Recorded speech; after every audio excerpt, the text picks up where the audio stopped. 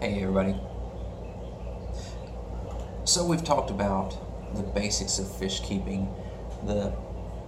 We've mentioned filtration and how to start your siphons and a lot of basic aquarium 101 type stuff. We've talked about the best fish for beginners. Some of the most common fish, some of the most common tropical fish for first-time fish owners are livebearers. Livebearers is a category of fish that is very popular for, first off, their size, their bright colors, their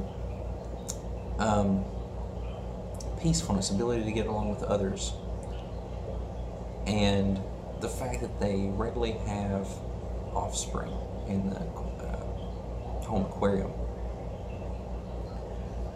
The top livebearers, most popular livebearers out there are the mollies, the platies, the swordtails, the guppies, and the endlers. Endlers aren't quite as popular as the others, but they're getting more popular in more recent times. There are other livebearers out there, but they're not quite as popular, at least in my experience, and a little harder to find. So for this, we will be talking about those that I named, and this generalization of livebearers may cover the others, and there may be some differences out there also.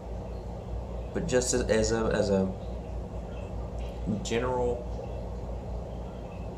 coverall for livebearers, since that's what a lot of people get for their first fish in their 10 or 20 gallon aquarium, we'll go over the basics of them. Livebearers will survive in almost everyone's conditioned tap water. So the water that comes out of your faucet, you add some water conditioner to it, take the chloramines out, and they will live in most everybody's tap water like that.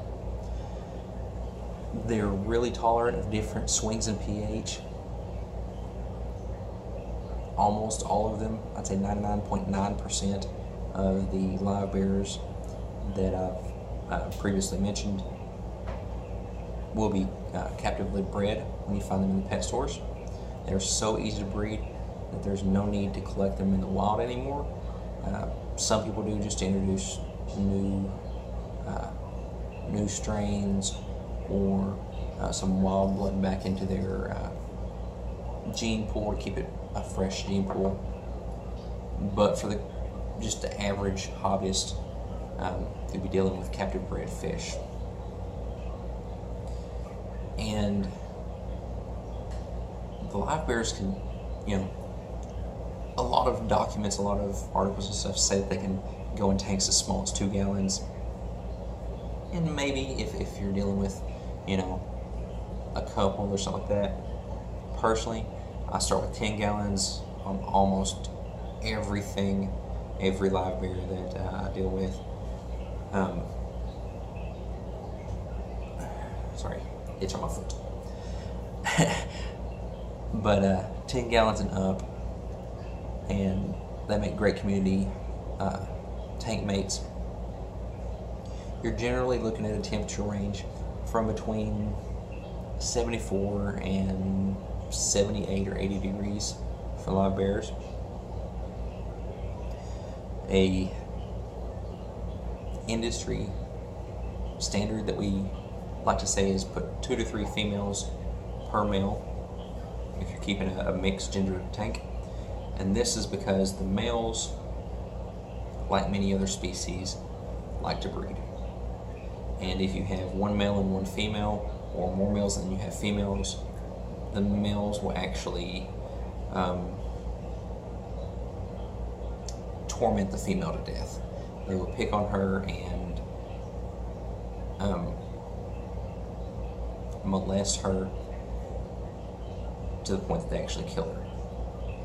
And if you have one male, one female, that's possible as well. If you have multiple females per male, his Um, Energy is spread among the other females so that one female isn't getting the focus of his attention and becoming too damaged. So 2 to 3 females per male, and that's a general case. Males can be aggressive towards other males, not as much in the live bearers as with some other species, but I have seen it, especially with, like, just personally, I've seen it with swordtails and mollies. I haven't experienced it with platies and guppies, but I'm sure it's also possible there.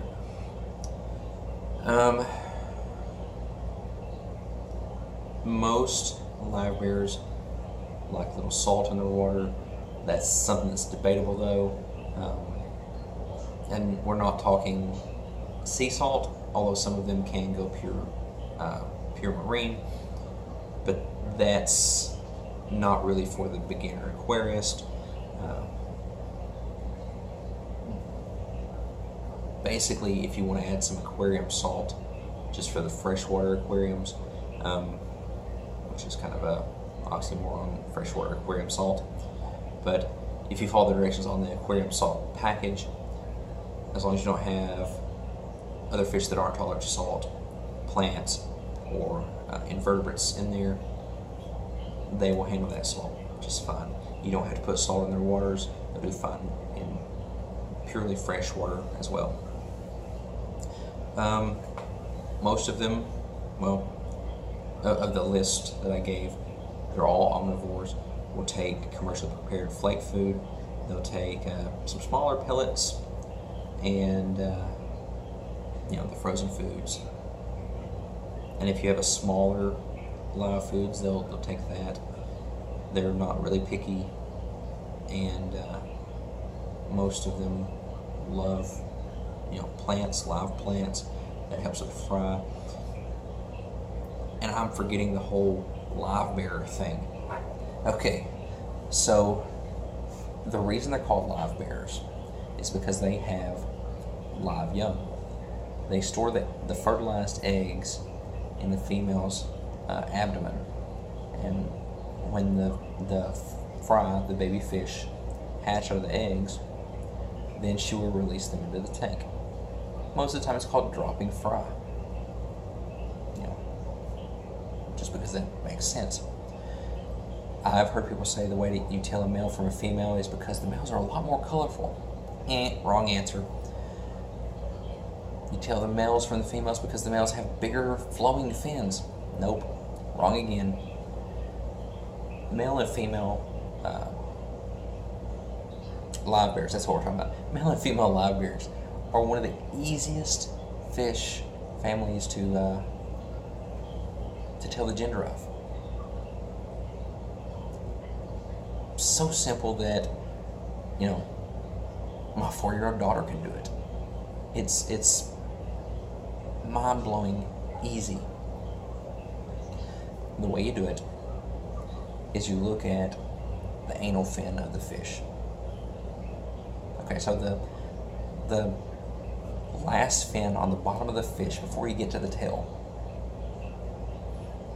On a female, the anal fin will be kind of a triangle shaped. And on a male, the anal fin is a specialized fin that he uses to reproduce. And it will look kind of tube-like. And I believe that fin is called a gonopodium. For some reason, when I say it just now, it sounds wrong, but I think that's what it's called. But the